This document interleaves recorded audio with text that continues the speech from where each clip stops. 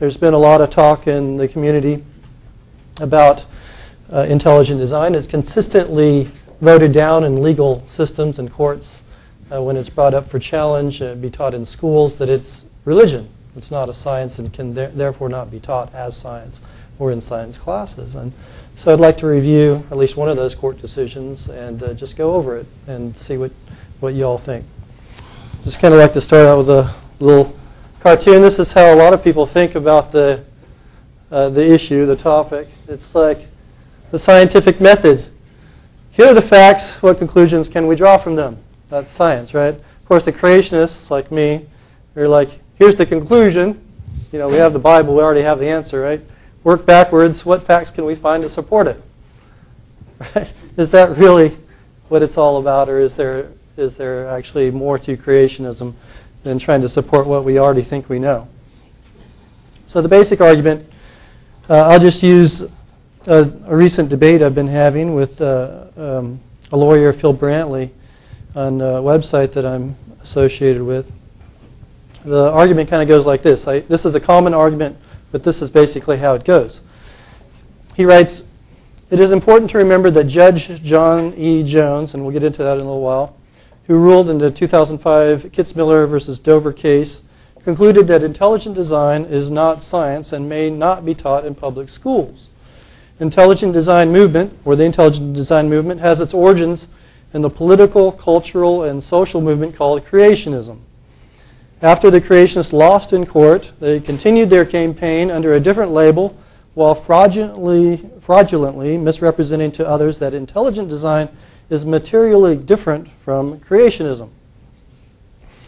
The U.S. National Academy of Sciences, the U.S. National Science Teachers Association, the American Association for Advancement of Science, and other reputable science organizations have declared that intelligent design is not science, with many of them stating that intelligent design is pseudoscience and junk science. So, kind of begs the question, let's just start out, what is science to determine if that statement is true? And why doesn't intelligent design qualify as science? So here's some kind of statements about what science is from some scientists. Robert Dott, Henry Batten, they're geologists. They wrote this book, Evolution of the Earth. There. They write, science consists simply of the formulation and testing of hypotheses based on observational evidence or empirical evidence. The experiments are important where applicable, but their function is merely to simplify observations by imposing controlled conditions. So you don't necessarily have to have experiments. You can do science without it. But experiments help to control things so you can determine how to test your hypothesis a little better, more reliably. And then Richard Feynman, he's a famous physicist, Nobel Prize winner. He writes, religion is a culture of faith, while science is a culture of doubt. Now, it's kind of interesting that he refers to science as a culture of doubt, because in my experience, scientists believe things very strongly. There's a lot of things that they don't doubt very much at all. And one of the big things is naturalism, or theory of evolution, where everything happened without the need for reference to any intelligent designer of any kind. And they strongly believe this. This is not an issue of doubt. If you raise doubts about that idea, you just won't be very successful in mainstream science. That's how powerful your publications will be blocked. You will not get academic credentialing. You will just not succeed in mainstream science. And so I kind of, to begin with, I question this whole idea that science is a culture of doubt. It's not really. It's also a culture of faith, at least in my experience with mainstream science. So a lot of people say, okay, if you really boil it down, the science is based on the scientific methods. And basic scientific methodology follows these key points. There's some variations you can find in scientific methodologies, but most of them follow these basic key points. First, you have to make an observation in the real world, not just in your head. You have to go out there and observe something in the real world. Then you have to consider why the observation happened. Then you have to form a hypothesis to explain the observation, and your hypothesis has to be formulated in such a way that it can be tested and potentially proved wrong. You have to be able to test your hypothesis, and you have to have at least a theoretical possibility of being wrong. with your hypothesis. Then you go ahead and test the hypothesis. If your hypothesis succeeds, your experiment supports your hypothesis, it successfully makes the prediction, then your hypothesis gains predictive value. But you're never absolutely confident, because it could be just by random chance that your hypothesis was correct, that it succeeded that particular time. So you have to keep testing it. Test it, test it, test it. If it keeps passing your test, it gains more and more predictive value, but it never gets to 100%. You can still always be wrong in science. However, if your hypothesis fails the test, then you have to go back to number 3 and say, hey, why did my hypothesis fail? It must not be the correct hypothesis. And so then you have to come up with a new one, a new hypothesis to explain the observation, or at least modify your old one, because it's not quite correct. So what science does, it's able to falsify hypotheses, but it's never able to fully prove them. You can know that you're wrong, but you can never fully know that you're right. Which is kind of helpful, because at least you narrow the place where truth is most likely to be found. So this is kind of what scientific methodologies do. So why isn't intelligent design a science? Why can't it be classified in this sort of hypothesis paradigm, and where you can test it in a potentially falsifiable manner? Well, according to Judge Jones, here's what the 3 main reasons why, according to him, intelligent design is not science. He says, we find that intelligent design fails on 3 different levels, any one of which is sufficient to preclude the determination that intelligent design is science. Number 1, intelligent design violates the centuries-old ground rules of science by invoking and permitting supernatural causation. In other words, intelligent design invokes God, and that's not allowed in science, because science can't determine if God is or is not involved with any given situation. Number 2, the argument of irreducible complexity, first proposed or coined by Michael Behe, he says, essential to intelligent design, which I believe it is, but it employs the same flawed and illogical, contrived dualism that doomed creation science in the 1980s. So essentially, irreducible complexity has been falsified, according to Judge Jones. And number 3, intelligent design's negative attacks on evolution have been refuted by the scientific community. So its efforts to be scientific have ended up being falsified. So it tried, but it failed. It is additionally important to note that intelligent design has failed to gain acceptance in the scientific community. It has not generated peer-reviewed publications, nor has it been subjected to testing and research. So those are the 3 main points in his conclusion of the trial of Kittzmiller versus Dover. So let's look at them one by one and consider them a little more closely. Here's just a few of my questions. The first argument that he brings up, intelligent design violates the centuries-old ground rules of science by invoking and permitting supernatural causation. Is that really true? Let me pose a hypothetical situation for you. Let's say one of our Mars rovers that we have up there roaming around on Mars and sending us back pictures happens to come across a highly symmetrical, polished granite cube that measures, let's say, 1.5 meters on each side. So a big, highly symmetrical, polished granite cube. And in the middle of each face, just to add a little bit more complexity to the situation, in the middle of each face of the cube, let's say we have carved there a geometric formation, or a little geometric symbol, kind of like, maybe like that. Okay? Now, if our Mars rover happened to come across such a granite cube, do you think it would not hit the front page of every newspaper in the world? Who would say it would not hit the front page of every newspaper in the world? Everybody believes that that would instantly be recognized, even by scientists. I know it's difficult to imagine that, but even scientists would recognize something like this, or even without those symbols, even just a cube like this. If our Mars rover came across just a simple cube like this, it would be instantly recognized as requiring intelligent design to explain that cube. Period. So, secular scientists would get excited, but why? It would be an obvious conclusion to everybody in this room, but do you know why? Do you know why it would be obviously designed? And beyond that, would it force one to conclude supernatural causation to explain that cube? For example, is it possible that a very intelligent alien could have made that cube sometime in the remote past. It's possible. Is it possible that God could have made that cube? It's possible, but it doesn't force that conclusion. The only thing that's forced is that whoever made it was intelligent. Right? It was deliberate. What if we found something else, like multiple Egyptian-style pyramids on some alien planet, like that? Some people have told me, okay, let's say you found the pyramids, but the reason why we know pyramids are intelligently designed is because they're located where we know humans have lived, and they're kind of clustered in populated regions. That's how we know they're designed. But if they were randomly distributed on the alien planet's surface, we would have no idea that they were intelligently designed. Come on. These pyramids are made of cubes, symmetrical cubes of sandstone, and faced with marble, right? Faced with highly symmetrical sheets of marble. That's how they were originally made. Any one of those individual sandstone blocks would be clearly designed. And so here we have a giant pyramid, symmetrical pyramids, all made of these blocks, millions of them. Clearly, they're designed regardless of how they're arranged on the alien surface. So, but how do we know this? How can we detect design?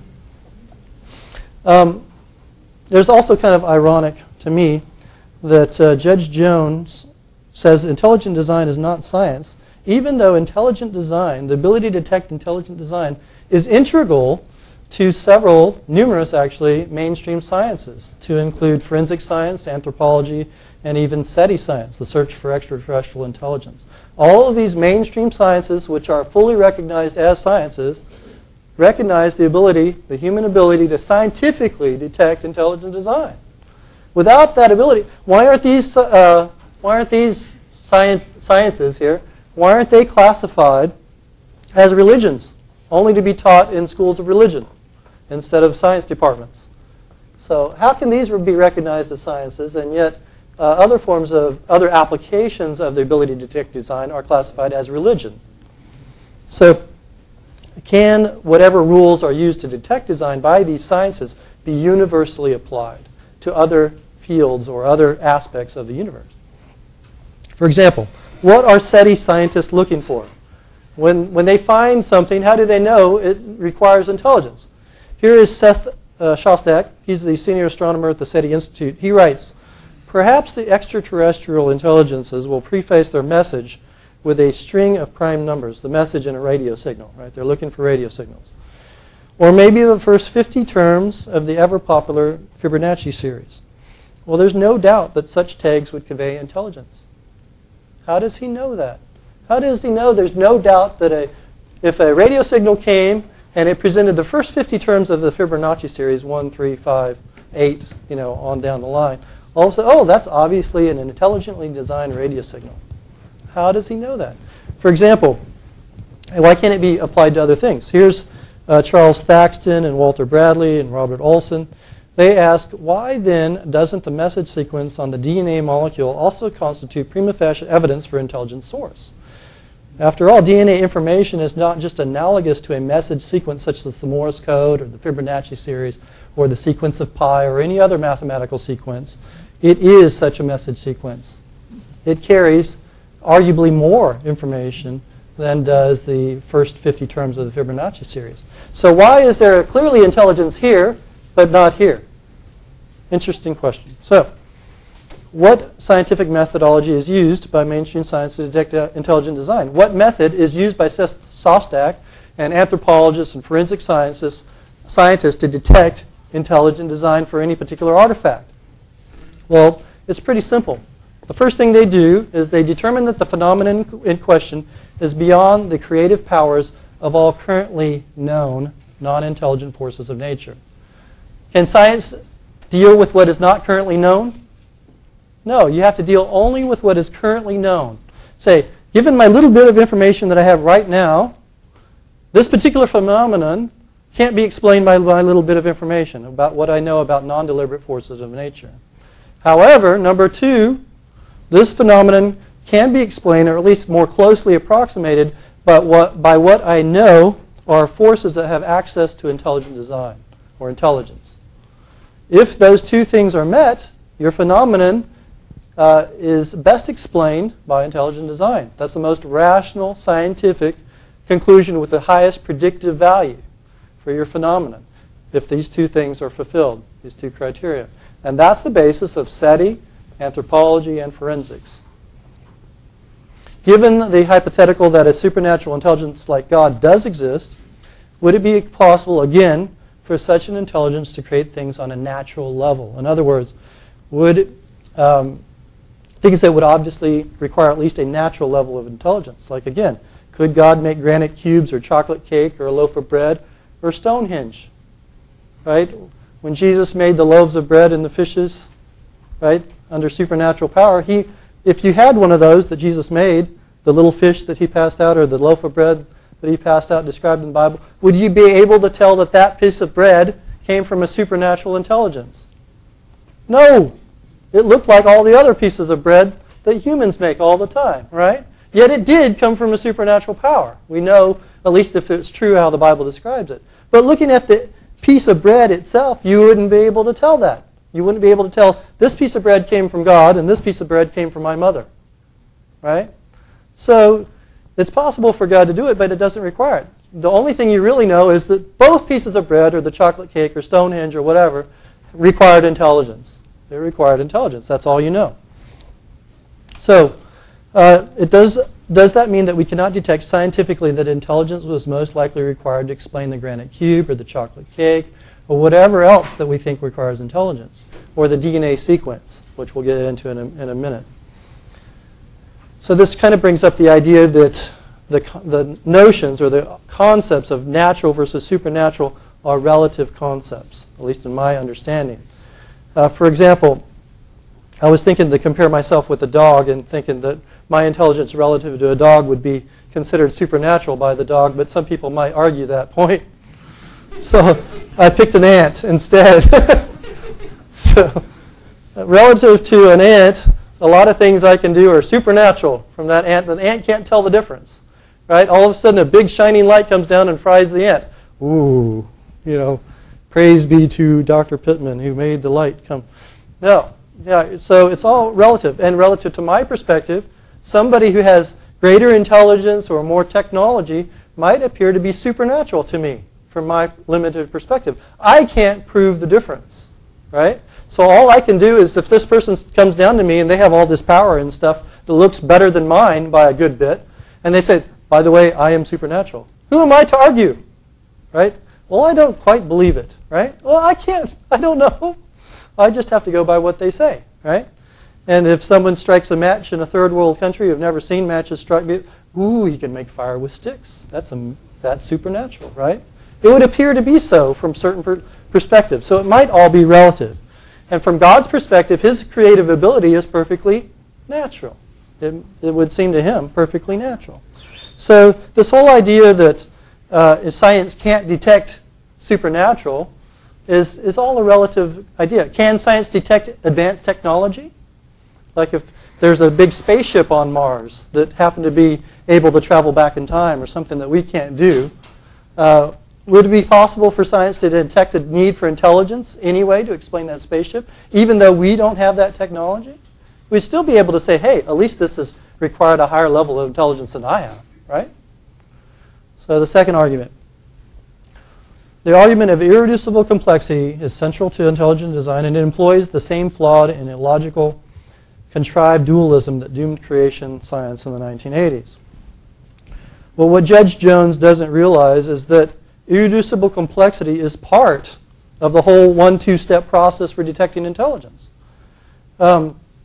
Irreducible complexity is on levels. There are different degrees of irreducible complexity. The higher degree, the more clearly designed the object is. The more specified your required object is, in order for you to reach the threshold of, hey, this is obviously designed, the more clearly designed something is. For example, here's these two arrowheads. Which one is more clearly designed? This one, right? Why is that? Because it's more clearly specified. It's got sharper, more defined geometry, more symmetry to it, more clearly defined symmetry. This one, either it's a really eroded arrowhead or maybe it just chipped off that way by random chance. It's not as out there to say that that might have happened for this. This might be a natural accident, versus this one, which is much harder to argue that this is a natural accident, right? So it's irreducible complexity, or the argument of increased specificity, is the basis behind anthropology for detecting arrowheads as truly designed versus natural rocks, as well as for SETI. For example, in Sestok's argument, he said the first 50 terms of the Fibonacci series. Why didn't he say the first 2 or 3 terms? Right? He could have said, oh, the first 2 or 3 terms, that's enough to detect intelligent design. Not so, because you get number sequences all the time coming in radio signals, like fuzzy noise. What are the odds that your fuzzy noise will occasionally produce 1 or 2 or 3 Fibonacci numbers? Pretty good, right? However, the odds drop exponentially once your specificity requirement goes up linearly.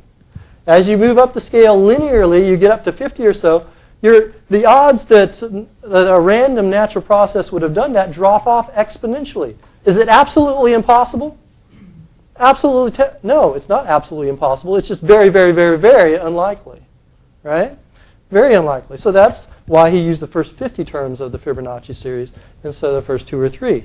The same is true for systems of minimal structural complexity for living things. For example, in scientific literature, you go and do research in the literature, there are no examples of evolution in action producing any biological functional system that requires more than 1,000 averagely specified amino acid building blocks working together at the same time.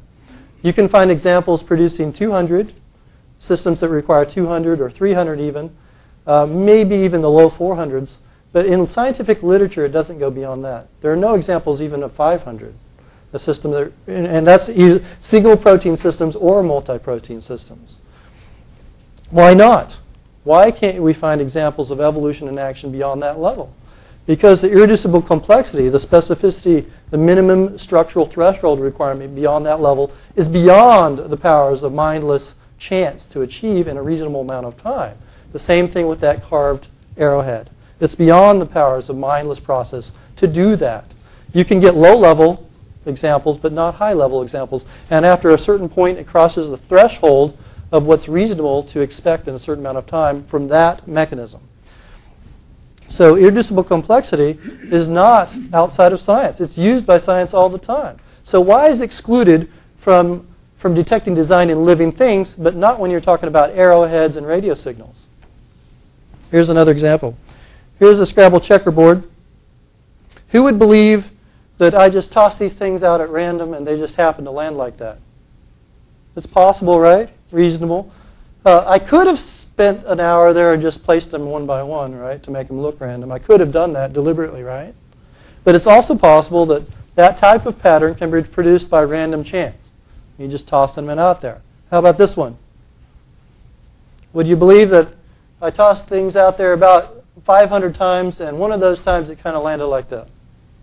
It's not completely unbelievable, but you can still see that maybe it's getting questionable, right? You can see some words that make sense in English. Not completely unbelievable, but it's kind of borderline maybe, right? How about this one? You know, I just tossed them out there and they just landed like that. Who would believe that? I have some property in Louisiana by the Gulf Coast to sell you, if you do. So, it has to do with statistical odds. It's all based on math. Once the odds get above a certain level, you detect design. That's statistically, that's how science works. Science is based on predictive value, which is statistical. You have to be able to put a number on your predictive value. Otherwise, your scientific hypothesis is worthless. The third argument by Judge Jones. Intelligent design's negative attacks on evolution have been refuted by the scientific community. It is additionally important to note that intelligent design has failed to gain acceptance in the scientific community. It has not generated peer-reviewed publications, nor has it been the subject of testing and research. Okay, let me ask you, let's say you have an unpopular idea. The fact that it's unpopular means it's not scientific, right? Is that true? No. All right, let me ask you another question. Is the popular view of experts often right? Yes, otherwise they wouldn't be experts. If they were usually wrong, you would not make it to the status of expert. Right? I've worked for some experts, and they're often right. Let me tell you. I work for Dr. Larry Weiss. He's the best hematopathologist in the world by most people's standards. Most people say he's the best, and he's the best. I've worked for him, and I worked for a lot of other pathologists, and he is often, almost always, I think he was only wrong 2 or 3 times the whole year I worked for him.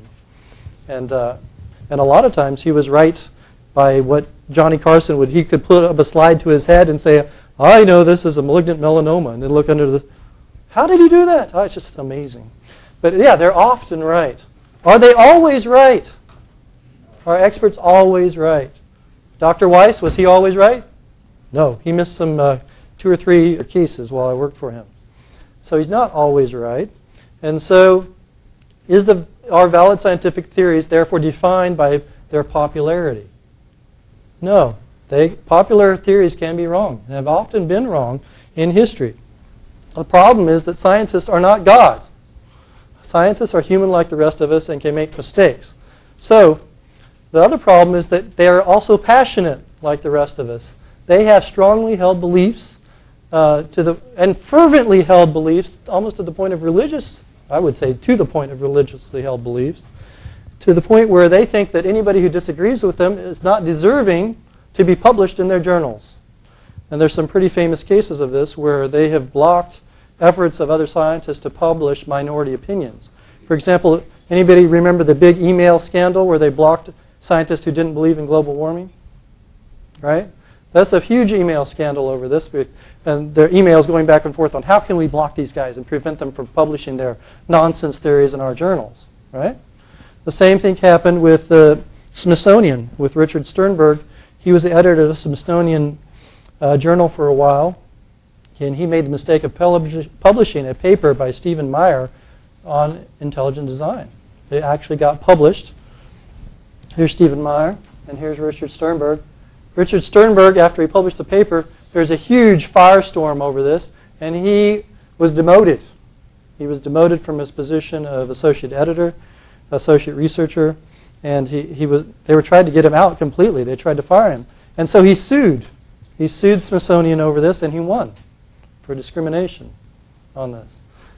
Very interesting. So it's not like scientists are without passion in protecting their journals on what they think should and shouldn't be published against minority opinions. Also, Stephen Meyer published this book, Signature in the Cell, recently last year. It's a very good book on the basic ideas of intelligent design. He's not a creationist. He's more of a theist. But his basic ideas on intelligent design are very interesting in that book. So what are the implications of intelligent design? Lawrence Krauss, he's a popular cosmologist. He wrote an interesting article in the 2009 issue of the Wall Street Journal entitled God and Science Don't Mix. He started out with a quote from J.B. Haldane, which reads, "My practice as a scientist is atheistic. That is to say, when I set up an experiment, I assume that no God, angel, or devil is going to interfere with its course. And this assumption has been justified by such success as I have achieved in my professional career. I should therefore be intellectually dishonest if I were not also atheistic in the affairs of the world." Right? Hey, if I don't think an angel or God is going to interfere with my empirical observations, why should I think that God or an angel or any other supernatural being is going to interfere with any other aspect of my life? Right? Makes sense. Reasonable argument, right? I have a question though. Is it possible to know if someone intelligently manipulates the course of an experiment that you're doing, the scientific course of an experiment, beyond what would be expected from mindless forces of nature acting alone? Like, for example, let's say I have a box of red and blue marbles, and I'm doing a statistical experiment, mixing them all up, right? And then looking at them and writing down the pattern, right? That's my experiment to evaluate chaos theory, let's say, right? And then somehow I decide I want to go get some postum from the next room in the kitchenette, and I come back, and the my marbles are sorted in the box. All the blue ones on the left side, all the red ones on the right side. Is it not possible for me to detect that somebody in my lab is playing a trick on me? Right? Deliberately, or is that I say, oh, maybe I should just record that as one of the options of my statistical chaos theory, right? It's one of the possibilities, right? The odds are there. No. It's the same thing. At some point, you're going to say, hey, my experiment was deliberately manipulated with, so it didn't come out as I would expect from natural process, mindless processes alone. So what is the most rational scientific conclusion when one sees such evidence of manipulation? Regardless of if the actual identity of the intelligent agent remains unknown. Let's say nobody was in my lab that I knew about, yet the marbles were sorted. What can I assume? Could an angel have come down there? Yeah. Could somebody who I didn't know be hiding in the closet? Yeah. All I know, though, is that somebody did it. Right? Somebody did it. So, and that's scientific. It hasn't. If you derive religious conclusions from it, or you have some religious assurance from your sorted red and blue marbles, that's great, right? But it has nothing to do whether or not your conclusion of intelligent design is scientific or not. Your faith or your motivations really are irrelevant to the evidence for design in your experiment. So here's a little pop quiz.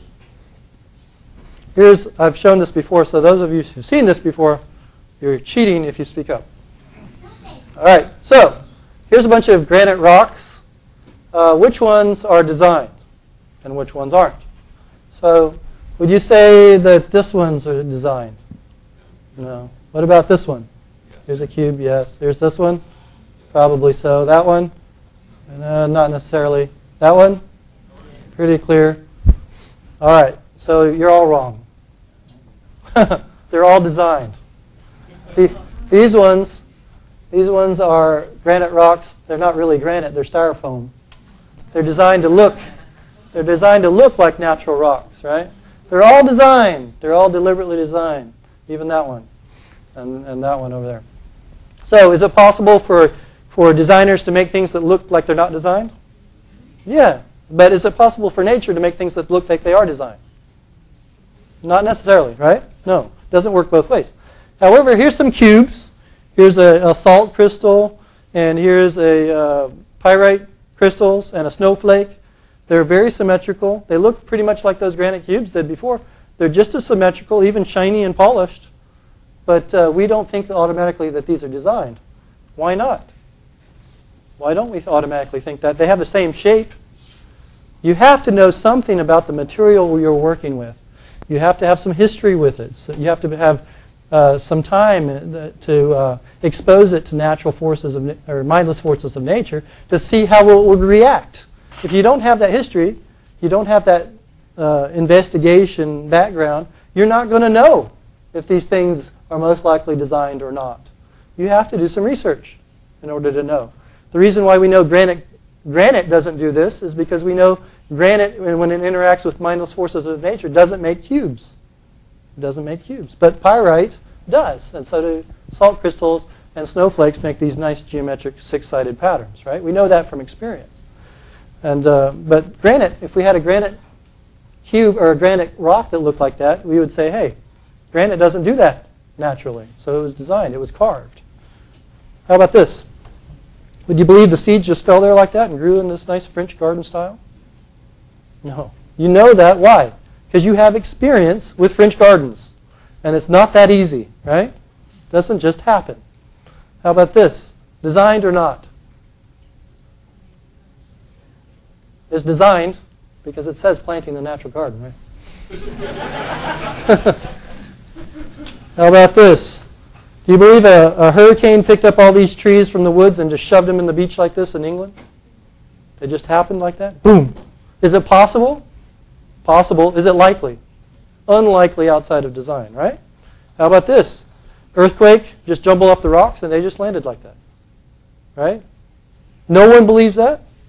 Why not? Statistics. Is it possible? Possible. Is it likely? Not likely, right? So it's about what's most likely. Evidence of design in nature.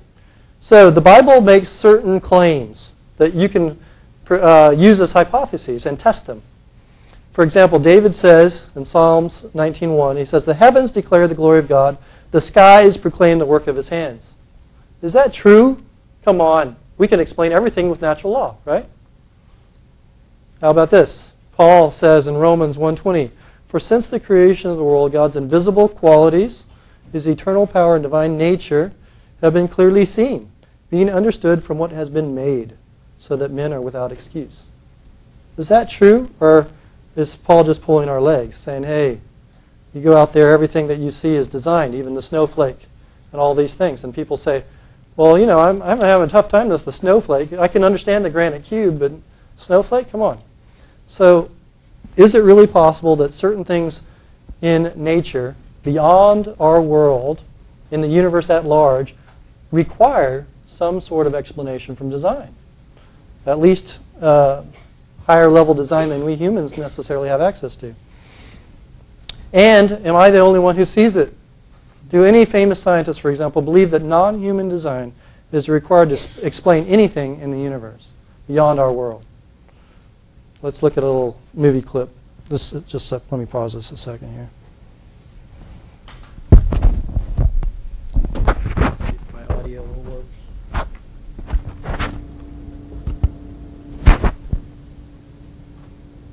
The general view of this, for most physicists, is that these fine-tunings are largely accidental. That the constants of nature are determined by some mathematical principles which have nothing whatever to do with our existence. Impersonal, mathematical, and we were just incredibly lucky that mathematics happened to give rise to a universe with all this kind of fine-tuning. For a while, it was possible to believe that the laws of nature were not so precisely set as to require the hand of a creator. But then a completely new fundamental property of the universe was discovered. An anti-gravity force present in space itself. It is called the cosmological constant. And when cosmologists calculated its effect on the evolution of the universe, they realized it had to be very finely tuned indeed. The fine-tunings, how fine-tuned are they? Most of them are 1% sort of things. In other words, if a thing is 1% different, everything is bad. And the physicist could say, maybe those are just luck. On the other hand, this cosmological constant is tuned to 1 part and 10 to the 120. 120 decimal places. Nobody thinks that's accidental. That is not a reasonable idea, that something is tuned to 120 decimal places just by accident. That's the most extreme example of fine-tuning. No force in the history of cosmology has ever been discovered to be that finely tuned. The cosmological constant needs to be set to 1 part in a trillion, trillion, trillion, trillion, trillion, trillion, trillion, trillion, trillion, trillion. That the cosmological constant arrived at such a tiny value by chance seemed to be out of the question. But the alternative explanation was also impossible to contemplate. Physicists did not want to accept the idea that the laws of nature might be controlled by the benevolence of nature. There should be no reason why the luck should just have it that we can exist. It's too much, it's a stretch. It's much too far to stretch. It seemed that hidden in the laws of nature was a value so precise that it was impossible to deny that our universe was designed. But a designed universe requires the existence of a designer, a notion that even the anthropic scientists did not want to entertain.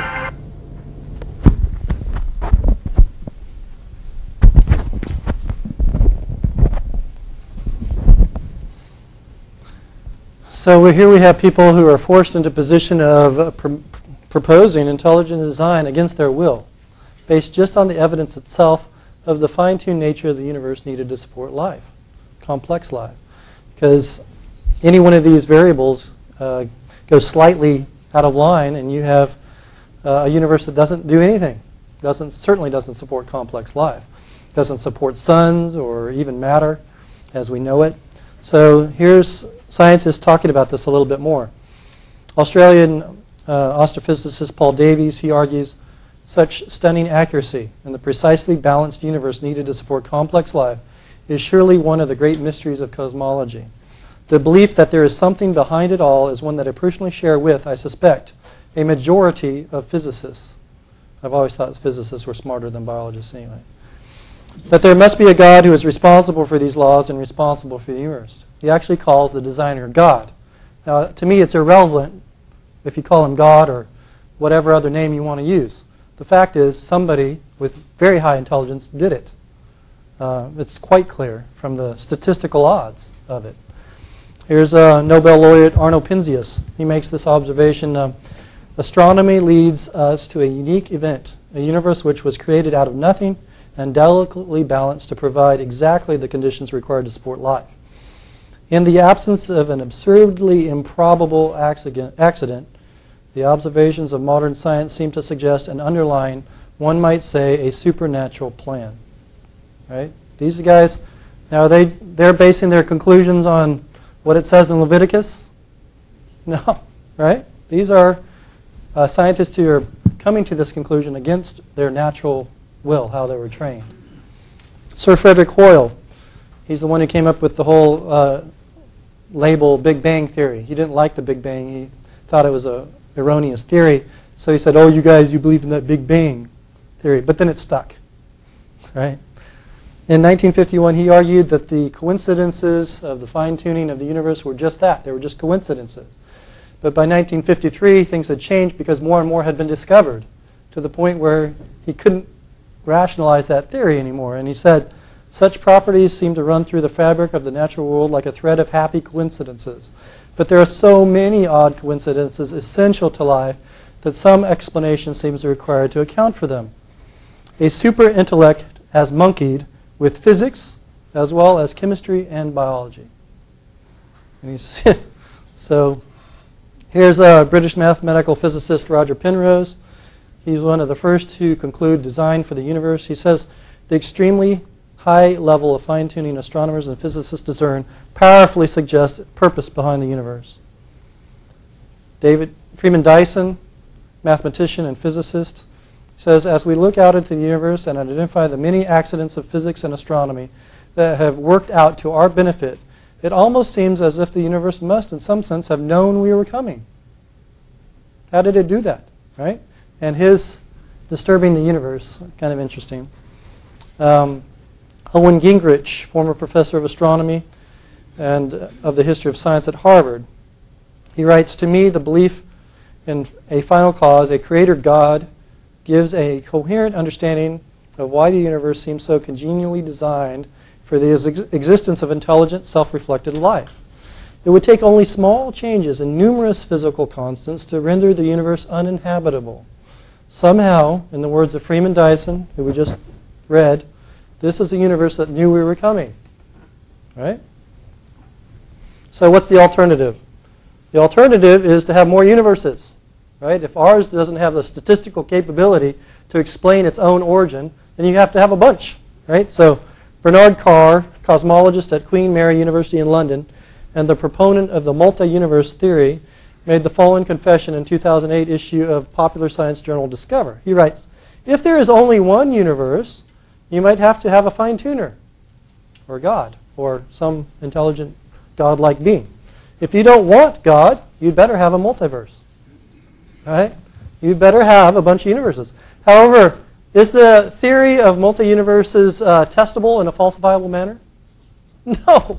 There's no evidence at all for multi-universes, period, except for the need to have them in order to avoid God. Right? Is that science or is that religion, as previously defined? Right? Faith-based, you know, doing what you want to happen instead of what the evidence supports. Right? Here's Charles Hard Towns, winner of the Nobel Prize in Physics, UC Berkeley professor. He writes, this is a very special universe. It's remarkable that it came out just this way. It's like Goldilocks, right? Not too hot, not too cold. If the laws of physics weren't just the way they are, we couldn't be here at all. Some scientists argue that, well, there's an enormous number of universes and each one is a little different. This one just happened to turn out right. Right? So he says, well, that's a postulate, and it's a pretty fantastic postulate. It assumes that there really are enormous numbers of universes and that the laws could be different for each one of them. The other possibility is that ours was planned, and that's why it came out so specially. Right? The other argument I could use for this whole multi-universe idea is like, I'm playing cards, well, not in an avenous place, just hypothetically. Playing cards in Vegas, and all of a sudden I start drawing aces for every hand, right? And I get kicked out of the casino. You can no longer play here because you were deliberately cheating. We don't know how, but you were cheating. And I was like, what do you mean? You're just in the wrong universe, right? The whole multi-universe theory can explain anything, anything. Arnold Schwarzenegger won the lottery, California lottery, 10 times in a row, right? He just happened to be in the right universe, right? Can explain anything. You can't detect design at all. You can just say, you can always argue, well, we're just in the right universe, right? It removes the basis of science. The whole multiverse idea removes the basis of science. It removes the statistical odds explanation or backing of science. It's not a scientific idea. It undermines science. So, life. An even greater creation I would propose to you than the universe. And this is an amazing picture, huh? And then this one. But that just happened, right? That just happened, mindlessly, undirected, random chance. Just ended up producing that, right? But the whole universe, that was designed. Let me tell you something about the odds. David had it right. He said, I praise you because I am fearfully and wonderfully made. Your works are marvelous. I know that full well. Now, is he just ignorant because he was back in the Dark Ages? I had to cut off David here. If you want the full picture, you'll have to go. My wife forced me to cut it off. So, anyway, my parents also voted it down. Anyway, I can't believe it. But anyway, here's my boy, Wesley. I cannot believe, it's like a giant origami project, You started out with one cell, and then you went to 2 and 4 and 8, and then it started folding over and folding and folding, folding, and then all of a sudden, poof, out comes the baby. Just happened. Come on. These things scream design for anybody who's really studied the genetics and informational complexity in detail and the powers of mindless natural forces of nature to explain something like this. They just don't go together. For example, the fine-tuning of the cosmological constant is precise to 1 part in 10 to the power of 120. That's 10 with, or 1 with 120 zeros after it, right? That's how precise that is. If you take all the constants for the universe, put them all together, they add up to about precision of about 10 to the power of negative 500. 1 part in 10 to the 500 zeros. If you take all of them, all of these are necessary. Here's the precision of the universe. Now, if you take a biomachine that requires just 1,000 averagely arranged amino acids, even if it's multiple proteins all working together in a precise order, the precision for that system requires a precision of 1 in 10 to the 600. And that's just for a little tiny biomachine. The simplest living thing requires over 500,000 base pairs of DNA and over 482 unique proteins with precisely arranged complexity in order to produce the simplest known free living thing, Mycoplasma genitalium. Okay? This just, the simplest living thing is more complex than the universe. The known precision needed for the universe is more easily explained using natural things, natural processes, than the simplest living thing. Even simple, relatively simple biomachines are more complex, informationally speaking, than the whole universe. It's astounding. So if the cosmological constant is a clear indication of design, what about a simple bacterial flagellum? Why is that not a clear indication of design, since it's even more precise, requires even more informational complexity? Fearfully and wonderfully made. Does anybody else get this? Here's Sir Frederick Hoyle again. Well, he thought that someone had monkeyed with chemistry as well as biology. And his friend, Chandra Wickramasinghe, he's a mathematician. They wrote this book together, Evolution from Space, because they can't imagine it happening on the Earth. They write, from the beginning of this book, we have emphasized the enormous informational content of even the simplest living systems. The information cannot, in our view, be generated by what are often called natural processes, as, for instance, through meteorological or chemical processes. The information was also needed. We have argued that the requisite information came from an intelligence, right? Some sort of intelligence. Rick Ramsing specifically goes on to argue, he says, I now find myself driven to this position by logic.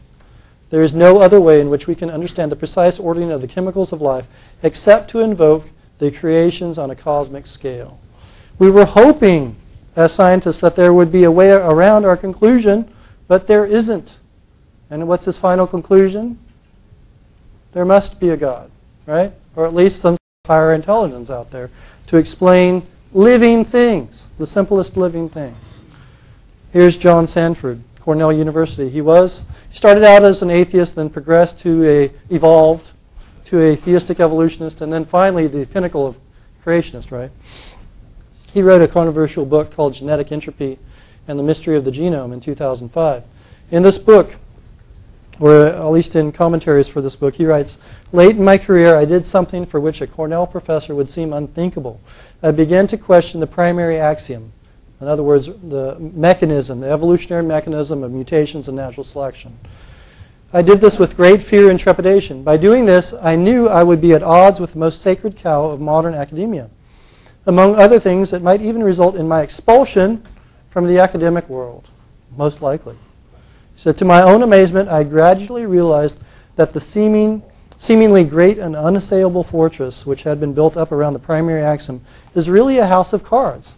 The primary axiom is actually an extremely vulnerable theory. In fact, it is essentially indefensible. Its apparent invincibility derives mostly from bluster, smoke, and mirrors. A large part of what keeps the axiom standing is an almost mystical faith which the true believers have in the omnipotence of natural selection. Furthermore, I began to see that this deep-seated faith in natural selection was typically coupled with a degree of ideological commitment which can be described as religious. I started to realize, again with trepidation, that I might be offending a lot of people's religion. It says, if the primary axiom is wrong, then there is a surprising and very practical consequence. When subjected only to forces of nature, the human genome must irrevocably degenerate over time. Such sober realization should have more than just an intellectual or historical significance. It should rightfully cause us to personally reconsider where we should be rationally placing our hope for the future. Let me tell you, degeneration over time. It used to be thought that every generation, the average human suffered 3 detrimental mutations and no beneficial mutations on average. At that rate, the average woman would have to give birth to 40 offspring, viable offspring, in order to keep the gene pool neutral, functionally neutral, and so we wouldn't head for extinction. How many women have given birth to 40 offspring in this room? No one's doing your part? I've only had 2 offspring so far myself. And men are doubly responsible for the decline of the human race.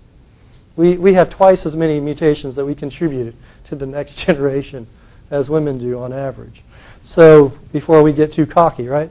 So then that was before junk DNA. The majority of junk DNA has since been discovered to actually be functional. 85% of the genome now is thought to be functional to some degree or another. So before it was only thought that about 2 or 3% of the human genome was actually functional. Now it's thought 85% is functional. So now it's thought that 30 plus detrimental mutations occur in the human genome per generation out of 275 total. So 30 plus of those, probably more than 100, are detrimental, functionally to one degree or another. So we're rapidly heading downhill. In order to keep up with that detrimental mutation load, the average woman would have to give birth to over 1 trillion offspring. Right? So why aren't we extinct? No one can explain. No one in the scientific community has a reasonable explanation for why slowly reproducing creatures that are sexually reproductive like humans and all other mammals are not yet extinct if we're really millions of years old. We should be extinct in less than 100,000 years. Why are we still here? So this is what John Stanford is saying. We are degenerating over time. This has implications. And if you understand the religious implications of this, good for you. But if you don't, it still has scientific implications. Right? Intelligent design, science or religion? Yes. Intelligent design is science and it is religion. Or it can be. Right? As are all sciences and useful religions, in my opinion. All sciences have or may have religious implications. All sciences make leaps of faith. You cannot make a scientific conclusion without at least some leap of faith. Because can you be absolutely certain in your scientific conclusion? No, you're always open to the potential for being wrong. Right? When you have the potential for being wrong, however small you may think that is, you have made a leap of faith. Right? When you make a conclusion, you've made a leap of faith. There's absolutely no proof in science. And if you did have absolute knowledge, you wouldn't need science. Science is only useful when you're in a position of limited knowledge. When you have limited knowledge, then you say, oh, what can I do with my limited knowledge? Then you use scientific methods. If you have ultimate knowledge, no, you need to use scientific methods because you already know. Is there anything where I can say I have ultimate knowledge? Well, there are a few things. For example, I like vanilla ice cream. Right? I have ultimate knowledge about that fact. Right? Do I need a scientific test to confirm that? No, I just know it internally, right? I know I've tried it. No one can argue me. I don't need peer review, right? So, but that means I don't need science, right? When I don't know something absolutely, then I need science. Then science comes into play, right? Religion. What about religion? I think religion can be. It doesn't have to be. Some people base religion purely on faith that is independent of any empirical evidence. Emotion-driven faith or some desire or maybe some personal revelation that God has directly appeared to you in your own mind and spoken directly with you but with nobody else. Right? Well, that's great for you. Right? But what about me, where God has not appeared to me, no angel has talked to me? What about me and my religion? Does my religion have to be based on some general feeling of goodness or some general feeling of God, that I need God, like Santa Claus? I'd like Santa Claus to exist, right? I'd like for God to exist and all these nice stories to be true in the Bible. But, if wishes were horses, beggars would. Right? And so is our religion like that? Is our religion just wishful thinking? Or do we have some rational backing for them based on empirical evidence? And I think we can. Our religion, I think, if it's to be useful, should be and can be based on some form, at least some form of empirical evidence. It needs not be entirely subjective or emotion-driven, especially if one wants to have a solid, rational basis for a real hope in the future, a real physical, empirical hope in an empirical future world, where we're not just wishing for, heaven to be like some ethereal place where we're sitting on clouds all day long. It's going to be a real physical place. And can we be confident in that, in the Bible's assertion to that effect? While science cannot prove the supernatural, I don't believe, we cannot, as natural beings, we cannot prove the supernatural. Only a supernatural being can know if supernatural is real or not, right? It does have the power to demonstrate the need for a very high level of intelligence to explain various features of the universe, a level of intelligence that cannot be readily distinguished, from my perspective at least, from a God or at least a God-like creator. I can't argue the difference from my perspective. If such a scientific discovery has religious implications for you, great. If it gives you hope, a religious confidence in the future, if it helps you appreciate God and be more confident in your prayers, that's wonderful. If it doesn't, that's too bad, but it's still science. right? It's still science. The conclusion of design can still be science regardless of your conclusions one way or the other about who the creator may or may not be. So here's just a little funny clip I thought I'd show you about hope in the future. Hello, I'm Creation. And I am the theory of evolution. Why are you so happy? Oh, are you kidding? Because I have hope. Hope? Mm-hmm. You know, and the assurance that I have a purpose. A purpose? Mm-hmm. You can have one too, you know. Don't want one. What are you talking about? Everybody wants to have a purpose. That's not true. Some people want to hold to the unproven fact that we're nothing more than a bunch of protoplasmic goo that evolved over billions of years and will end up as cosmic garbage, therefore serving no one or no purpose at all. No hope or purpose? Right. That's so sad.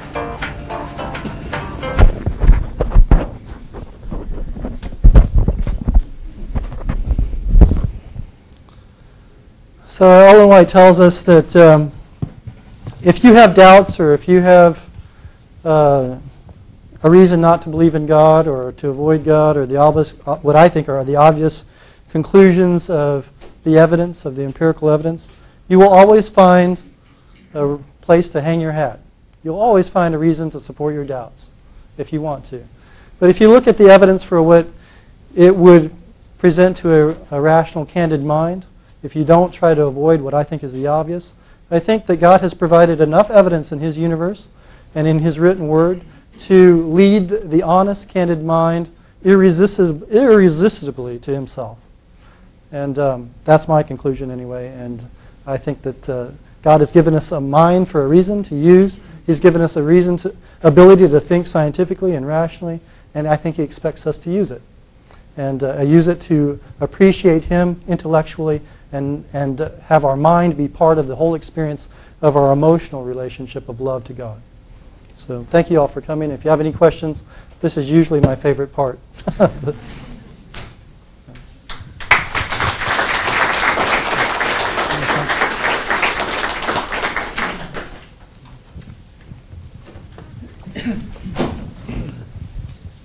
Before we start the questioning, I should probably note that it's about 2 minutes till 11:30, and I know that some of you have places to go, so I thought I'd let you know that. We'll continue until Sean gets tired. Regarding the multiverse theory, no sooner is it proposed, but it immediately strikes me as being, how should I say, a failed solution to an otherwise complicated problem to begin with. The reason why it comes to me as a failed attempt to solve the problem is because if you're proposing multiple universes, you obviously expect them all to be part of the same overall nature. If so, then thermodynamic principles obviously apply to all the universes. Not necessarily. There's been proposals that the laws could be very different for the different universes. You see, that leads us to the next point. There is a very fundamental law in nature which transcends all the other laws. And that is the law that says that everything tends to a final state of equilibrium. If therefore you propose many alternate universes, each one of which is very different from all the others, you are forced now to explain why they are so different. That raises a whole new level of complexity because it would have to invoke some means of setting them up that way. You see, if you're saying that having one machine being complicated can be explained by having a whole bunch of machines complicated, and thus one just happened to be complicated by random chance, that's not a solution. You're trying to avoid the obvious conclusion by raising the level of complexity, not simplifying it. Well, either way you try to do it, it still, to me, is not scientific. So. Yeah, Ariel. Just one comment. Excellent presentation.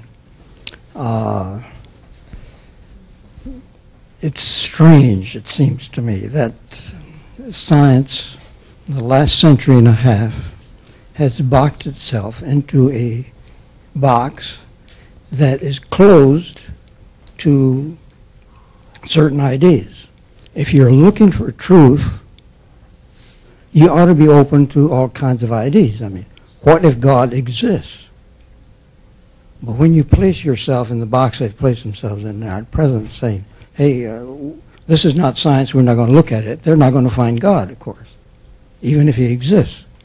Yeah, not only are they not going to find God, they're not going to find any intelligence as a source for life in particular. They'll find alien signals and all of that, but they won't find an intelligence for life. It's like a philosophical blinder. Yeah, and science before that used to be able to allow God in the conclusions. Excuse me. And, you know, Newton, Kepler, Boyle, Pascal, Linné, these all believed in God. They wrote about God in their literature, per se, and so on. And this was part of the system. Had no trouble determining the basic laws of science, which many of these laid down, you know, for us, because they thought, well, God created these things. And so science can work well with God. It's a strange situation we're in here that science has boxed itself into a materialistic philosophy. Newton thought by investigating natural laws and other features of the universe that he was actually looking into the mind of God. He was thinking God's thoughts after him, is how he described it. We might be more comfortable with materialistic conclusions, but this is a very limited outlook on truth, and it's certainly no way to find truth. If you're looking for truth, you need to be more open. Anybody else? Yeah. Thanks for a good presentation, and I agree with the thrust of what you presented in rebutting the judge's conclusions. And I think it points out that it's the way that we teach various theories of origins that is either scientific, more or less scientific, not the particular conclusions. And I think it points out that we do a very poor job, especially at the K through 12 levels, but even beyond that, of teaching the kind of basic critical thinking and wrestling with how we know what we know and making judgments about that underlies what is truly scientific. I will say, though, on the question of irreducible complexity, which was his second point, I thought that you didn't address that directly in the sense that you seem to equate irreducible complexity with just high degrees of complexity that would therefore be much less and less likely to arrive by chance, whereas irreducible complexity is this specific idea of irreducibility because the concept of natural selection provides a process of getting from one thing to the next, potentially. And so it's these chunks that you have to come up with, maybe by chance.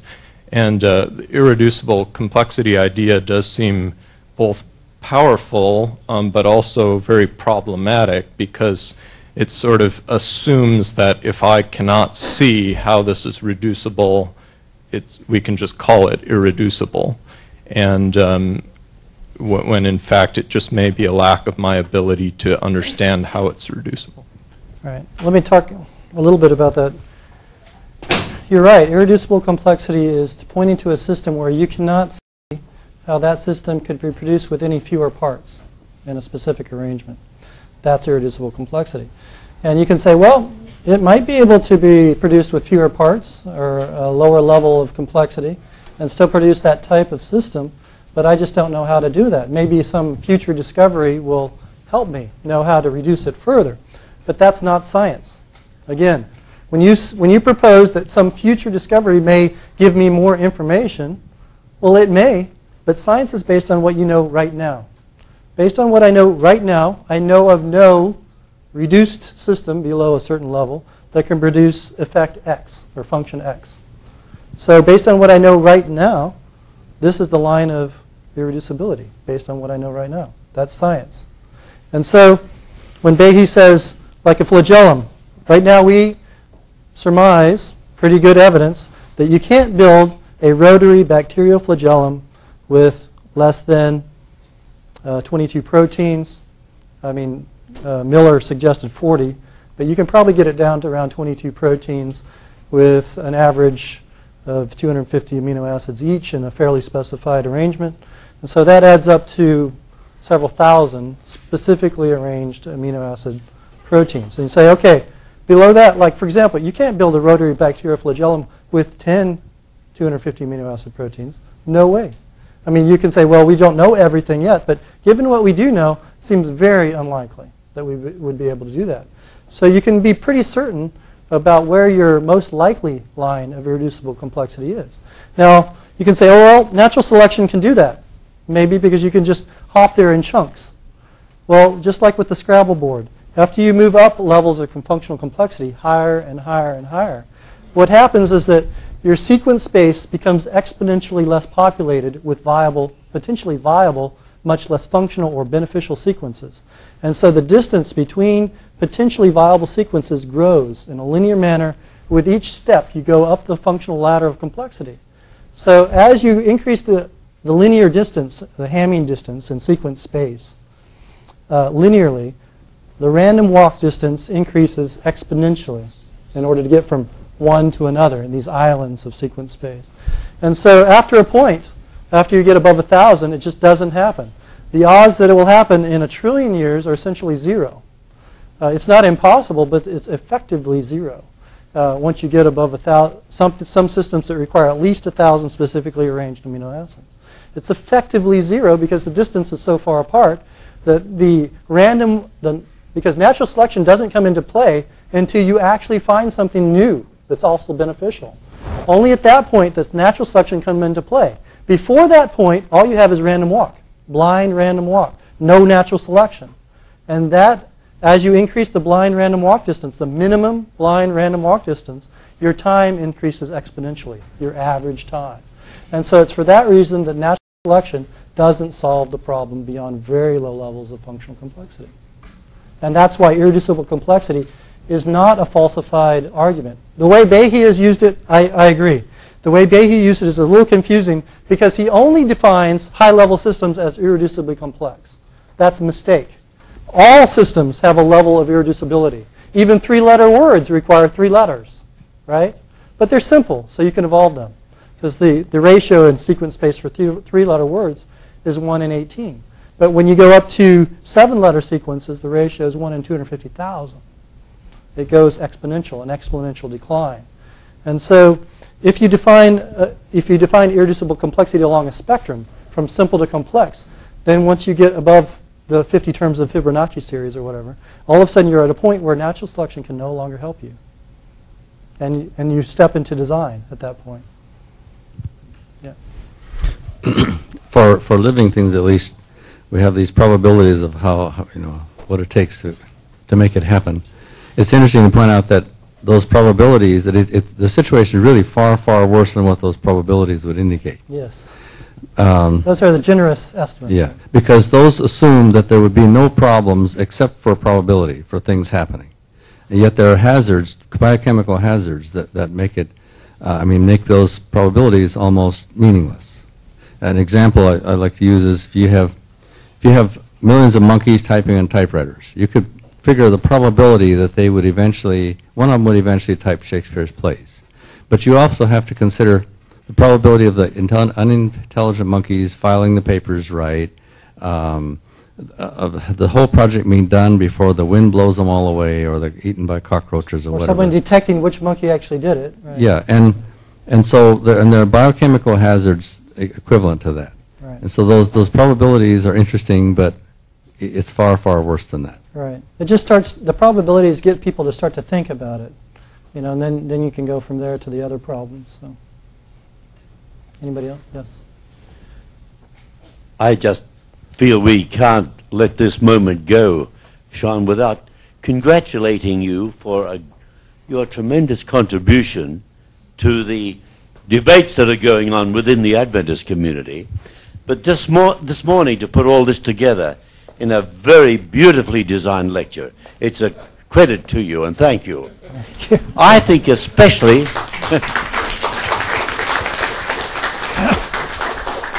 Luckily, I'm already sunburned, so I don't... What staggers me is that you've given this lecture without once giving any mention to the Discovery Institute.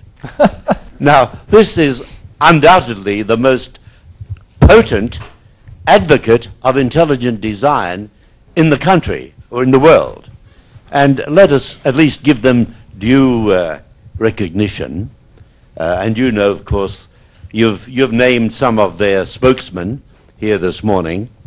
Certainly Stephen Meyer and Michael Behe. and Behe and so on, and Jay Richards. I received an email from Jay Richards yesterday commenting very, very positively on a talk I'm giving in Cambridge 2 weeks from now on the aesthetics of creation. It's one thing, the whole discussion of creation is often, and intelligent design is often focused on complexity as such. Well, my granite cube wasn't complex. It was just aesthetically unique, right? Yes. It's a very simple cube, but Yes. kind of symmetrical and aesthetically pleasing, right? Yes. So, right. Well, the aesthetics is one thing, but it's Romans 1:20, which you quoted here this morning. You know, man is without excuse when you look at not just the intricacy of creation, but its beauty.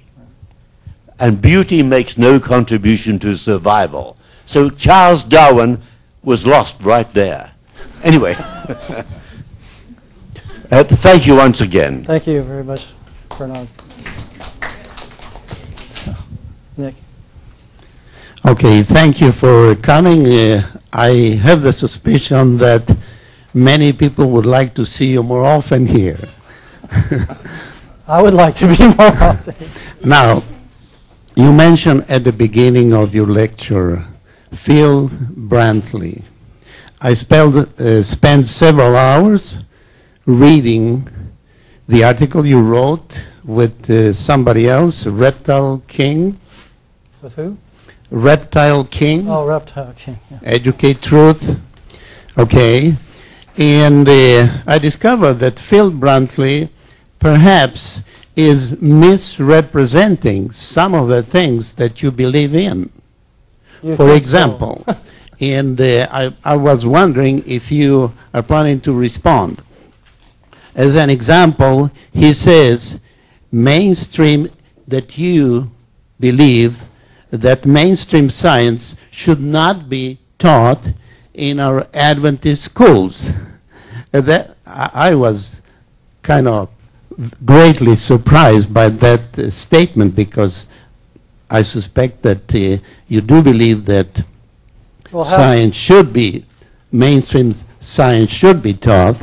But the other question, the other thing that surprised me, he said that according to him, he thinks that you believe that everything that the Bible teaches must be verified by science before you would accept them. And that's something else that surprised me. I don't know if you would like to comment on that. Well, let me start out with the first one. The first science taught in our schools, mainstream science. Have I not quoted mainstream scientists? Yes. Right? And mainstream arguments, right? I think the mainstream arguments should be presented in our schools by the most effective means possible, to present them in the best light possible. They should be presented in our schools. But in our schools, we should be beyond that. We should present that, but we should give our students more. We should also present the arguments to the contrary, to say, hey, these are the arguments in support of the Adventist position on origins and other topics. Why should we only present the only side that's opposed to us in our own schools. Why shouldn't we also present our own stuff, right? We present their stuff too, but only as arguing points to present our stuff. Yes, here are the points. They present the points. Here's our counter to these points, right? We should present our counter. We shouldn't just leave our students saying, well, we really have nothing, right? Here's what they say, and we got nothing, right? No, we should be able to do more than that, right? Have some people who present, lecture materials on stuff that we have. As far as the Bible, believing the Bible, I believe the Bible is a true revelation of God's will, of God's Word. Do I believe there are mistakes in the Bible? Yes. I believe that the Bible is not directly dictated by God. It was passed through the human medium, and because of that, there are errors. There are certain errors in science, arguably, and because some of these people were sheep herders, right? They didn't know all the stuff that we know even today about sciences. But some of the people made philosophical or even religious errors in the Bible. You have to take the Bible as a whole. As a whole, I think it's the revealed will of God. But why do I believe that? Phil Brantley believes that you take the Bible first, like that original cartoon. Here's this book. We believe it's the divine Word of God. What evidence can we find to support that? Right? That's what Phil Brantley does. He believes the Bible just based on faith without any appeal to empirical evidence whatsoever. Well, let me tell you, I have friends. They're good friends. Honest people, very sincere people. I think they'll be in heaven. I think God takes people where they are. But they come to me and they say, I believe the Book of Mormon is divinely inspired. It supersedes the Bible. And I said, well, why do you believe that? They said, well, because the Holy Spirit has told me so. Right? The Holy Spirit came and told me so. It's like, well, man, the Holy Spirit never told me. Right? So it's like, how do you know the Holy Spirit told you? They said, because when I read the Book of Mormon, I get this deep burning in my soul, in my chest, my bosom. Deep burning in the bosom, right? Deep burning in the bosom. And I was like, man, I have not got this deep burning in the bosom outside of indigestion when I eat Taco Bell. Right? And so, aside from a deep burning in the bosom, which I have never experienced, that I can readily distinguish from indigestion, why do I believe the Bible? It's like, and not the Book of Mormon. Well, I mean, you have competing alternatives. You have the Quran, the Book of Mormon, the Bible, all making the same claim to be the Word of God. They're all making exactly the same claim. And when you're first approaching all these options, how do you know which one to pick without some burning in the bosom that you can distinguish from talking?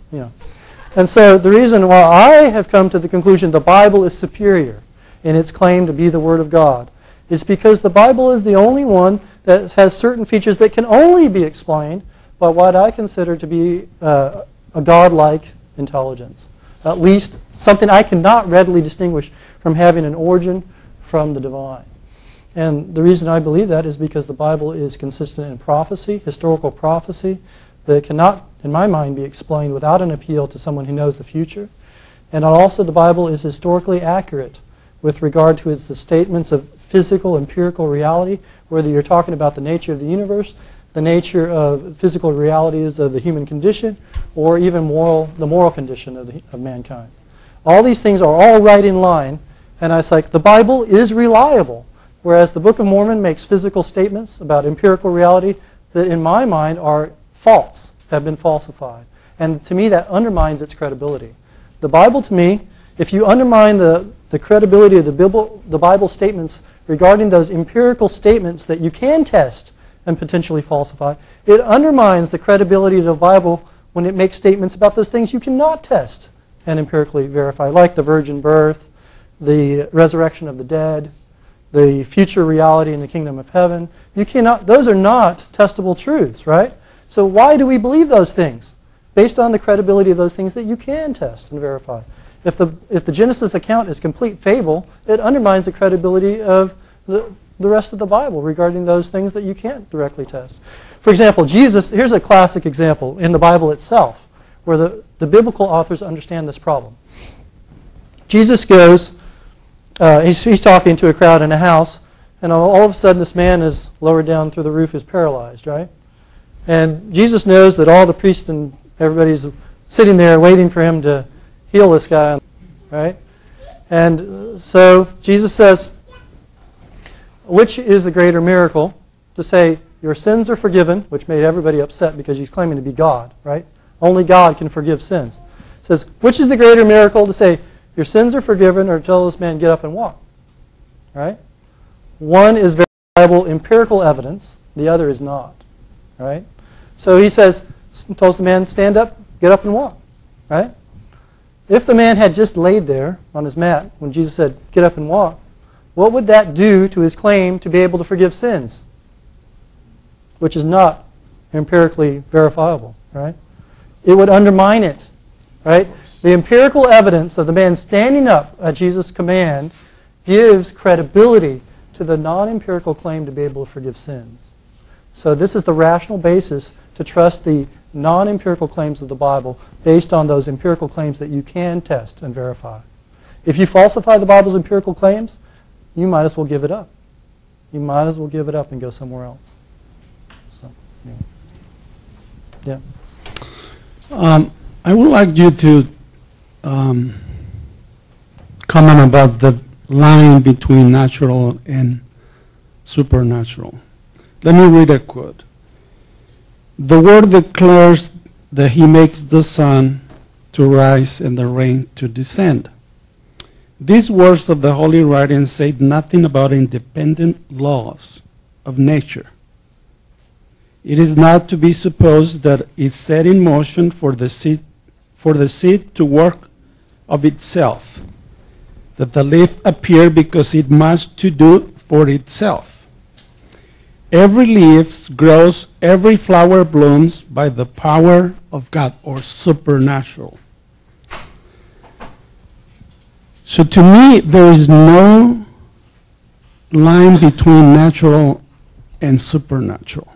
And let me just comment on, when we are on the freeway, sometimes breaking the law speed limit,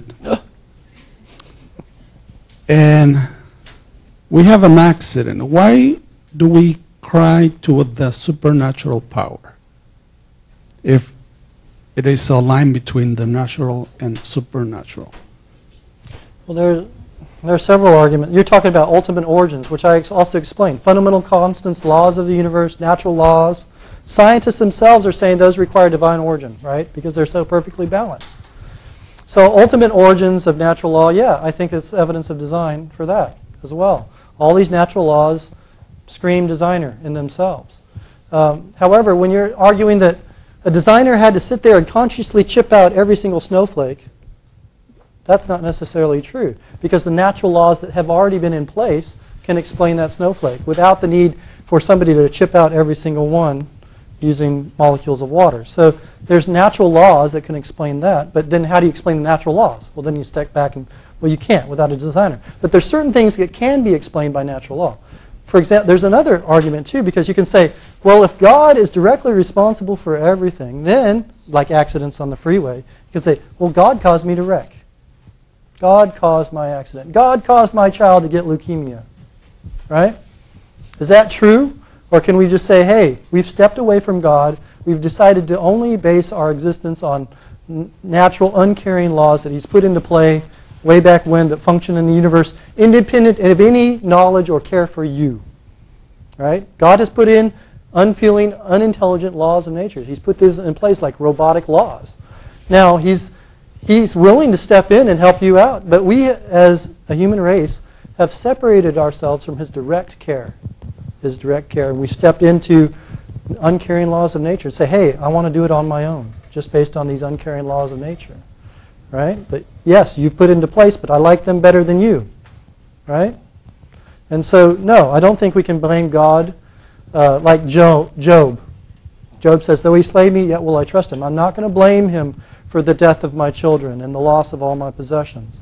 I'm going to say, yes, he's ultimately in charge, but he probably has ultimate goals in mind for me that I don't know anything about. And I can still trust him based on what little I think I do know of him and his character and care for me. I would just like to raise a positive note here.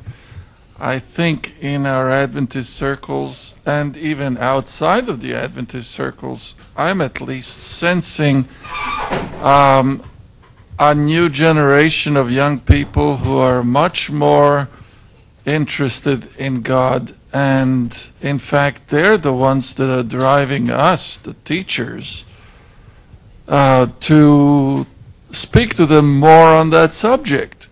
I was once in a committee where a non-Adventist was lamenting, hey, I've been here at Loma Linda for a year and a half, and I still have no idea what Adventists actually believe. I was hoping to find out, but even after taking a religion course, I still don't know. You know, this is the funny thing. We have perhaps adapted so well to the previous, how should I say, hippie generation, which seemed to want things much more impersonal as far as God is concerned. And there is a new generation now who are very much interested in a personal relationship with God, and we're not even providing them with the basic information, and they are actively seeking. Well, I think part of the reason is that the intelligentsia within the church, and even especially outside of the church, has so intimidated our theologians and our other professors who are not heavily involved in science and the apologetics for creation, that they've been intimidated. They're scared to come out and say, hey, we believe in this stuff is literally true, and we're creationists, because they don't want to look like fools, right? And no one wants to be just run over by someone who has superior arguments and made to look like an idiot, right? And so we've been intimidated, and I think that needlessly, I think that we have the information, especially nowadays. In the last 5 years, there's been dramatic steps forward in arguments, very good arguments for creation and for the biblical perspective on origins, that we don't need to be intimidated any longer.